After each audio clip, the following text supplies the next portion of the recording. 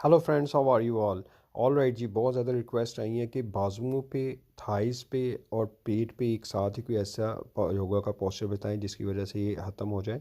तो आज मैं आप लोगों के साथ शेयर कर रहा हूँ। कंप्लीट वीडियो आपको यूट्यूब चैनल योगा भी THP पे मिल जाएगी। आपने ऐसे ही यहाँ पे खड़े हो जाना है दोनों पाँव पे, और अपने दोनों हाथों को पीछे ले जाना है गर्दन के। सिर्फ आपने चार चार उंगलियाँ रखनी है और अपने बिल्कुल स्ट्रेट रहना है। और सबसे पहले आपने अपने ये राइट साइड वाली डेक को इस तरीके से करना है, और यहाँ पे लेफ़्ट वाली साइड पे यानी अपोजिट साइड पे आपने करना है। इसी तरीके से आपने दूसरी साइड पे भी सेम इसी तरीके से करना है, और इसको 5-5 10 दफ़ा आपने इसी तरीके से रिपीट करना है। आप देख लें आप कितनी दफ़ा कर सकते हैं इसको शुरू में, फिर आहिस्ता आहिस्ता उसको ग्रेजुअली बढ़ा लें आप। सेम इसी तरीके से राइट साइड पे और लेफ़्ट साइड पे आपने एक ही तरह से करना है परफॉर्म।